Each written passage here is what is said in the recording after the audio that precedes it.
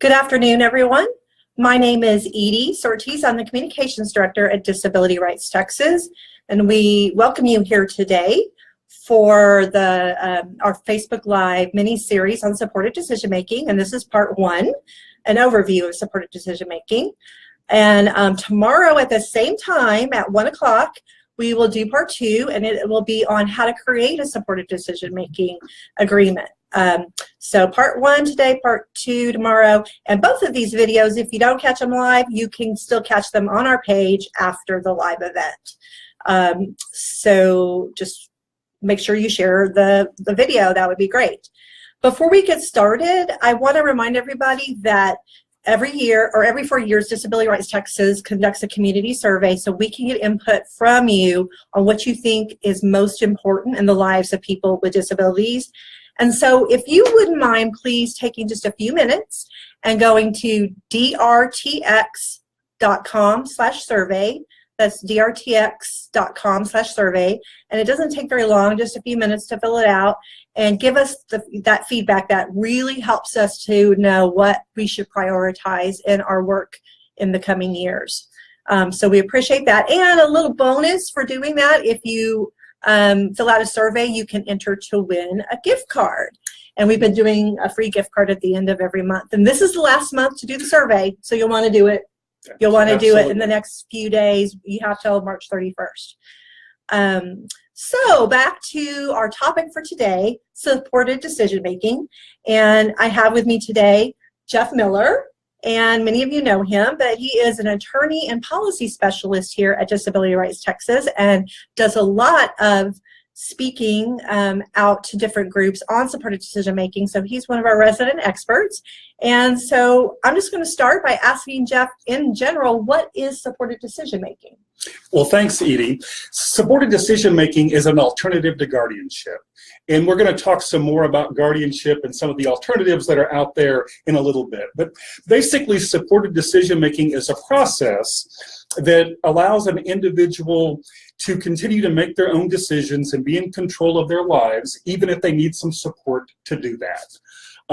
Most people with disabilities are able to make their own decisions and to manage their own affairs. And sometimes they just need a little support or a little guidance from someone else to help them think about the choices that they have to make and the ways to do that. But even if a person needs that kind of support in order to make their own decisions, they shouldn't lose their ability to control their lives or make their own choices just because of that. Yeah. And so that's what supported decision-making is all about. So whether you have a disability or not, if you think about it, most of us have support in our lives where we have to make decisions. I mean, when you think about if you're going to buy a new car or even a new phone, or even if you're trying to decide what restaurant to go to, yeah, most of us talk to somebody else and get their opinion. That's really what supported decision-making is all about. That's so true. I'm so glad you brought that up. That really, kind of helps you to understand. Of course, we all need help with decisions in life. So that's a really good point, Jeff. So you mentioned that supported decision-making is a way for a person to make decisions on their own, but there's something else called guardianship. Supported decision-making is an alternative to guardianship, but there's guardianship. So tell us a little bit about what guardianship is. That's something that's kind of the opposite of supported decision-making. Exactly. Guardianship is a legal process where a judge in a court proceeding determines whether or not someone is able to make their own decisions. In a guardianship proceeding, if someone is appointed a guardian, they lose the right to make decisions, they lose a lot of their civil rights and legal rights, and it removes their ability to control their lives. And that's why it's important to think about alternatives to doing something like that. Now, certainly there are situations where our guardianship is very appropriate.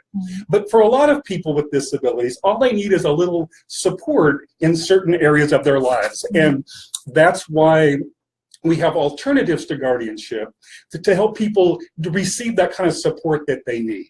An alternative to guardianship could be something like having a representative payee to receive your Social Security benefits, or having a medical power of attorney so someone can help you make the medical decisions in your life. One of the things that's important to remember about alternatives is that because of a recent change in the law in Texas, now a court has to consider alternatives to guardianship before they determine whether or not it's appropriate to appoint a guardian for an individual with a disability. And aren't we the first state that's made such a law? Is that correct? We are. Texas was the first state in the country to formally make supported decision-making an alternative to guardianship in state statute. Because basically when you think about the ideas behind supported decision-making, it's all based on that idea that the law presumes and the Constitution requires that every person be allowed to make their own decisions unless there's a good reason not to.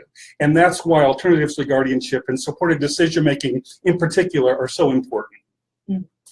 So, so people who are with disabilities who are able to make their own decisions, that is, there's a term for that that's a little more technical called self-determination, but it's basically, you know, people being able to make their own choices. So what is self-determination, and what are the benefits of that for a person with a disability? Well, supported decision-making is definitely based on that idea of self-determination, which is basically just the idea that people have some control over their lives. If you think about it, we all tend to feel better when we feel like we have some control over what happens to us. And when we feel like we have no control, then bad things happen. Yeah. But research has shown that if people feel like that they have control of their lives, that are living a self-determined life, that they're happier, they're healthier, they're more involved in their communities, they're more able to identify and resist abuse, they're more are more likely to be employed, and the list goes on and on. Wow, wow.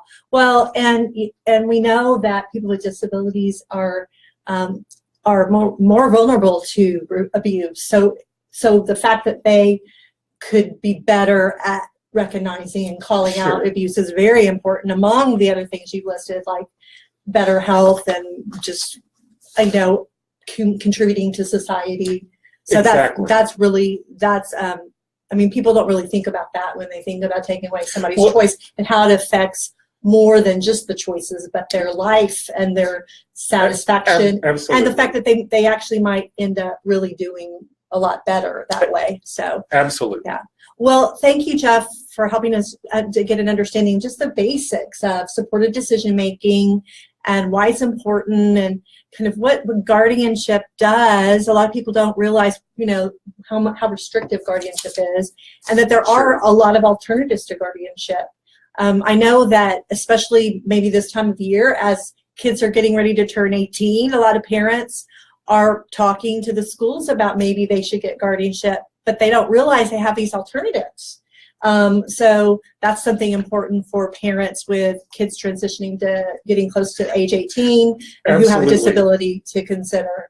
Yeah. So among other even adults that maybe people might be thinking of getting guardianship over, but looking at this as a really great alternative. So. And tomorrow we'll talk specifically about how a supported decision-making agreement can provide some of that support that people might need in their lives in order to make those specific decisions about specific areas that they have to make decisions about. That's great. Yeah, I looked at the information, and it's really helpful because it helps a person to kind of make this agreement with another person that supports them, and it's a good understanding of what what a person helps with and not helps with, and that the person with the disability gets to choose that. So we will go into more details on a supported decision-making agreement tomorrow at 1 o'clock, and also share some new resources we have that we're really excited to introduce to you on this. And but this is our presentation for today, and we hope that this was helpful.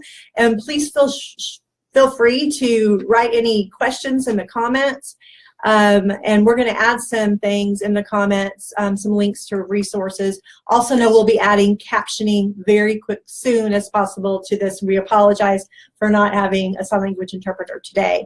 One last reminder, remember to take a few minutes to take that community survey that we asked you about, drtx.org/survey, and on that page it'll take you, we have actually the survey in 3 languages, So please go and do that before the end of the month. So that would be great. Yeah, so we'll see you tomorrow at 1 p.m. for part 2. Thank you, and have a great afternoon, everybody. Thank you.